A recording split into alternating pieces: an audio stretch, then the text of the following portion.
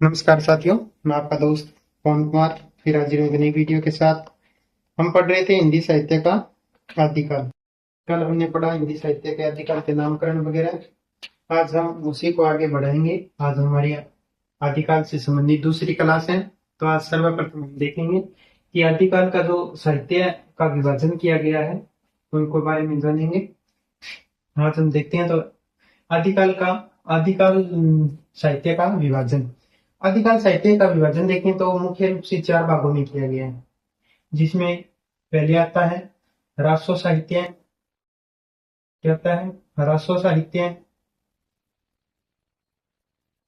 रासो साहित्य के बाद में रासो साहित्य के बाद में आता है रास साहित्य। रास साहित्य रास साहित्य जिसे जैन साहित्य भी कहते हैं। जैन साहित्य भी कहते हैं। 3 नंबर पर आता है सिद्ध साहित्य। सिद्ध साहित्य सिद्ध साहित्य जिन्हें बौद्ध साहित्य भी कहते हैं। बौद्धों द्वारा लिखित जो साहित्य था उन्हें सिद्ध साहित्य कहा जाता है। बौद्ध साहित्य को सिद्ध साहित्य भी कहते हैं। ठीक है। इनके बाद में 4 नंबर पर आता है नाथ साहित्य। नाथ साहित्य नाथ साहित्य इस तरीके से आदिकाल साहित्य का जो विभाजन है वो मुख्य रूप से तो 4 भागों में किया गया है, जिसमें रासो साहित्य, रास साहित्य, सिद्ध साहित्य और नाथ साहित्य है। इनके द्वारा जो ऐसा साहित्य भी लिखा गया जो इन 4 शैलियों में नहीं आता है। इन चारों के अलावा जो बंच गया, यानी जो अन्य साहित्य बंच गया, इनके अलावा जिन्हें अलग अलग व्यक्तियों ने अलग अलग नामों से पुकारा है। ठीक है। जिनमें हम देखें, यानी इन 4 के अलावा आदिकालीन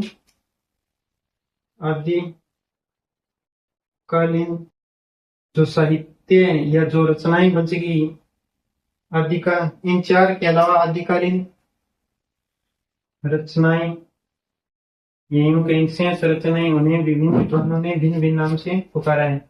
जैसे इन अन्य को क्या कहा? इन अन्य रचनाओं को नगेंद्र ने क्या कहा? नगेंद्र ने कहा कि आदिकालीन स्वतंत्र साहित्य आदिकालीन स्वतंत्र साहित्य आदिकालीन स्वतंत्र साहित्य। ये किसने कहा? ये कहा नगेंद्र ने। नगेंद्र के अलावा जो आचार्य रामचंद्र शुक्ल है, आचार्य रामचंद्र शुक्ल, उन्होंने क्या कहा? देखें तो आचार्य रामचंद्र शुक्ल ने इनको फुटकल क्या कहा? फुटकल रचनाएं कहा। फुटकल रचनाएं कहा। इन रचनाओं को जो इन 4 में नहीं है, क्योंकि आचार्य रामचंद्र शुक्ल तो केवल रासो साहित्य को ही मानते हैं, वेद साहित्य रासो साहित्य को ही मानते हैं। ठीक है। और इन्होंने नाथ साहित्य जो बंच गया अलग, जैसे रास, सिद्ध और नाथ साहित्य, इनको क्या कहा? रामचंद्र शुक्ल ने चलो आप इतना लिखो, नीचे आएगा नहीं, इतना पहले नोट करो।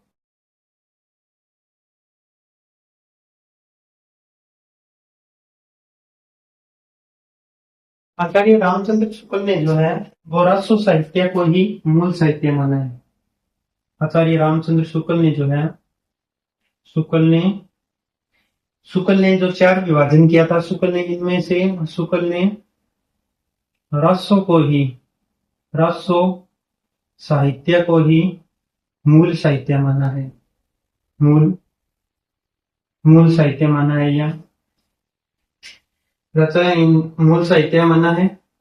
इनके अलावा जो शेष बच गए, शेष 3 को उन्होंने क्या कहा? सांप्रदायिक शिक्षा कहा है। क्या कहा है? सांप्रदायिक शिक्षा कहा है। सेंस को क्या कहा है? सांप्रदायिक शिक्षा कहा है। जिसमें कौन कौन से बच गए अपने? हमने देखा था रसो साहित्य के अलावा जैसे रास साहित्य है, सिद्ध साहित्य है, सिद्ध बोधों वाला है, रास दिनों वाला है, और नाथ साहित्य। इन तीनों को क्या कहा है? सांप्रदायिक शिक्षा कहा है। किसने कहा है? तो आचार्य रामचंद्र शुक्ल ने कहा है। आचार्य रामचंद्र शुक्ल के अनुसार केवल रासो साहित्य ही मूल साहित्य है, बाकी सांप्रदायिक शिक्षा है। और जो रचनाएं थी इन चारों के अलावा उनको फुटकर रचना कहकर पुकारा है, जबकि नगेंद्र ने आदिकालीन स्वतंत्र साहित्य कहकर पुकारा था। ठीक है, फिर आते हैं आचार्य हजारी प्रसाद द्विवेदी। हजारी प्रसाद द्विवेदी, हजारी प्रसाद द्विवेदी। आचार्य हजारी प्रसाद द्विवेदी ने इन चारों को ही इन चारों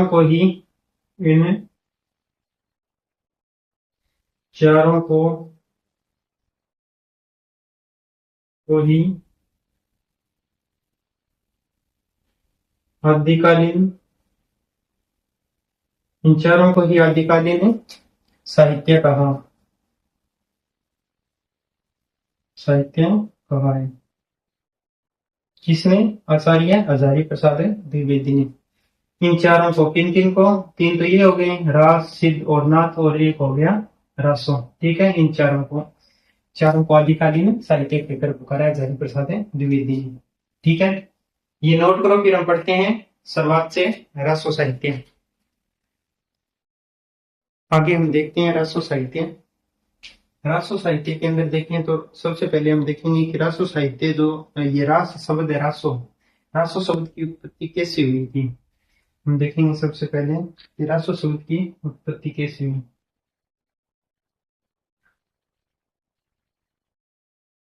रासो शब्द की व्युत्पत्ति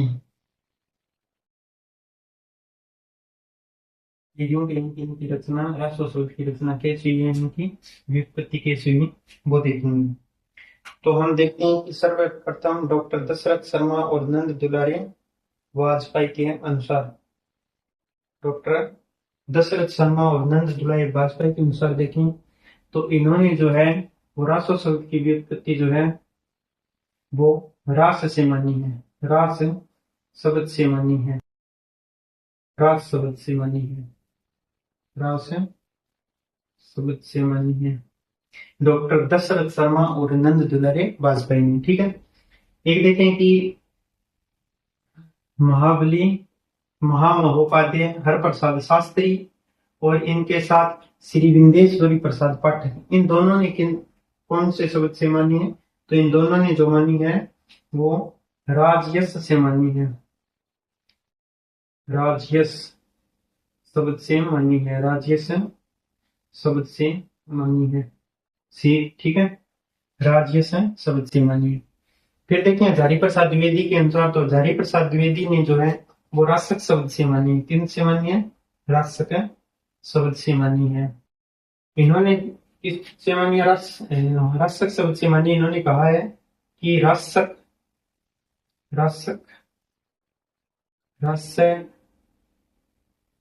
रसक रस रास रासो, ये पूछा जाता है एग्जाम में, ये एक क्रम है।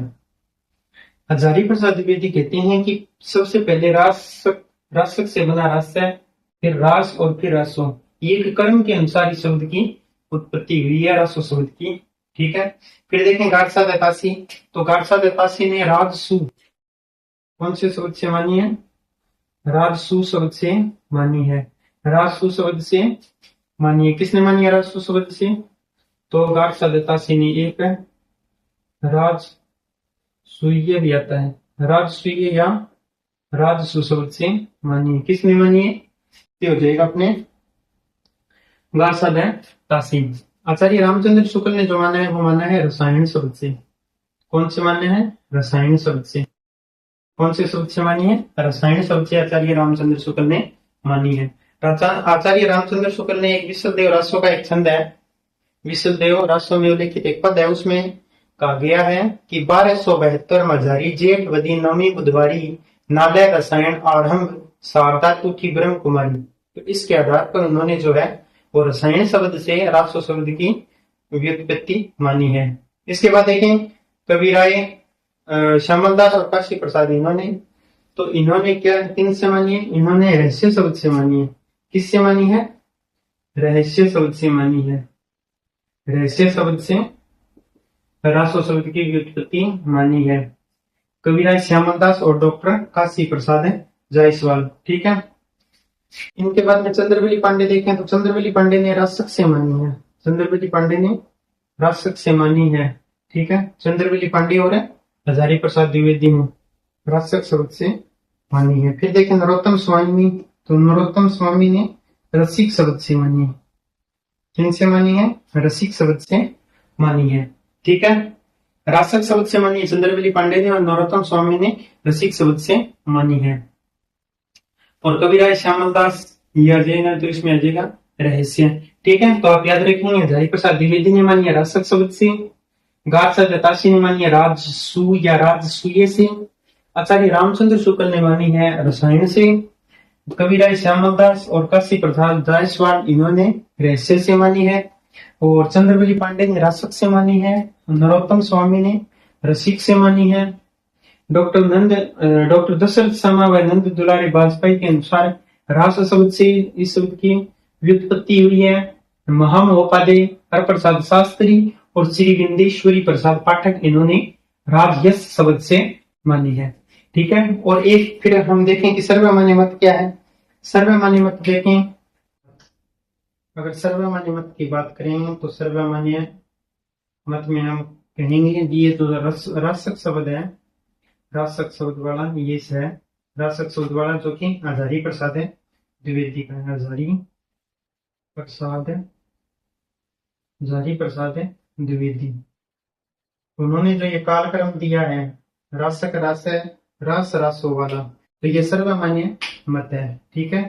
ये क्या है? ये सर्वमान्य मत है। ये भी थोड़ा ध्यान रखना। सर्वमान्य मत का अगर पूछे तो निर्णायक मत या सर्वमान्य मत इन्हें कह सकते हैं। ठीक है। इसके लिए देखें तो द्वारिका प्रसाद सक्सेना ने सेतु अब्दुल रहमान द्वारा रचित संदेश रासक रचना को प्रमाण के रूप में प्रस्तुत किया था। ठीक है।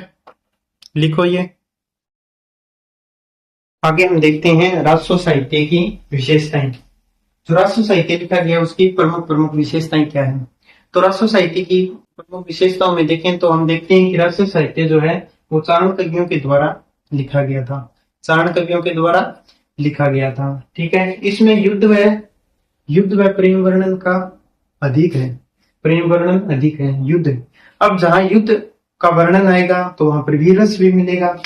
तो युद्ध वर्णन है इसलिए वीरस भी है, और प्रेम वर्णन है इसलिए श्रृंगार रस की भी प्रधानता है। तो इन दोनों के कारण ये दोनों भी आ गए। ठीक है। अनेक प्रकार के छंदों का इसमें प्रयोग किया गया है। अनेक प्रकार के छंदों का प्रयोग किया गया है और चारण कवियों के द्वारा लिखित है। इसमें जो शैली अपनाई गई है, शैली जो हमने पहले देखी थी ना, आदिकालीन प्रमुख शैलियां, उसमें डिंगल और पिंगल का नाम आया था। ठीक है। तो डिंगल थी वो पश्चिम साइड में थी जिसमें अपभ्रंश और राजस्थानी का मिक्स था, वो डिंगल थी, और पिंगल पूर्वी साइड में थी जिसमें अपभ्रंश में ब्रज भाषा के ज्यादा शब्दों का प्रयोग किया गया था। ठीक है। तो ये डिंगल और पिंगल शैलियां थी। एक क्या है कि रासो साहित्य के अंदर जो वर्णन किया गया है वो अतिशयोक्तिपूर्ण वर्णन है, यानी बातों को बढ़ा चढ़ाकर बहुत कहा गया है, यानी बढ़ा चढ़ाकर वर्णन है, बढ़ा चढ़ाकर वर्णन किया गया है इसमें। ठीक है। इसमें सामंती जीवन की संपूर्ण झलक मिलती है। यानी उस समय क्या था कि जो समय चल रहा था जब ये आदिकालीन हम देखा था हमने पहले भी, इसमें राजा महाराजाओं का टाइम था, और उस समय जो है वो कवि थे वो सामंतों के आश्रय में रहा करते थे। तो जाहिर सी बात है कि उनके आश्रय में रहा करते थे, तो वो उनसे संबंधित ही ज्यादा रचनाएं वगैरह लिखते थे, उनकी तारीफें करते थे, उनका बढ़ा चढ़ाकर वर्णन करते थे। तो उनके सामंती जीवन की संपूर्ण झलक देखने को मिलती है। एक इसमें कल्पना बहुत की है, वास्तविकता कम है, कल्पना अधिक है। क्या है? वास्तविकता कम है और कल्पना का समावेश जो है वो अधिक किया गया है। ठीक है। संकुचित राष्ट्रीयता की भावना का प्रयोग, यानी चारण कवियों के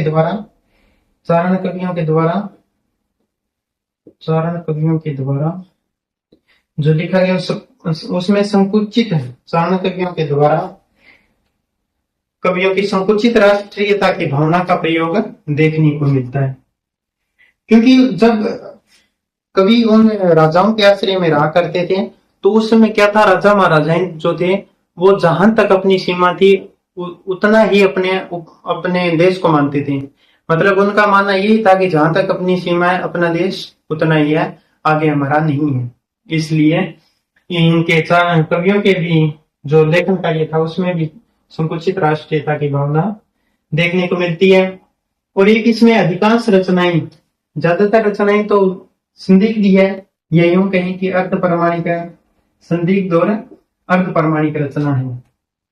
क्यों? क्योंकि इसमें कल्पना का समावेश काफी हद तक किया गया, लगभग कल्पनाएं देखने को मिलती हैं राष्ट्र साहित्य की विशेषताओं के अंदर। इसमें ऐतिहासिकता तो है, लेकिन ऐतिहासिकता के साथ साथ कल्पना का समावेश अधिक है। ऐतिहासिकता के साथ साथ कल्पनाओं का समावेश अधिक किया गया है। ठीक है, तो इस प्रकार से हमने देखी कि राष्ट्र साहित्य की विशेषताएं क्या है और इनसे संबंधित प्रश्न भी बनता है, तो आप इनको नोट करें।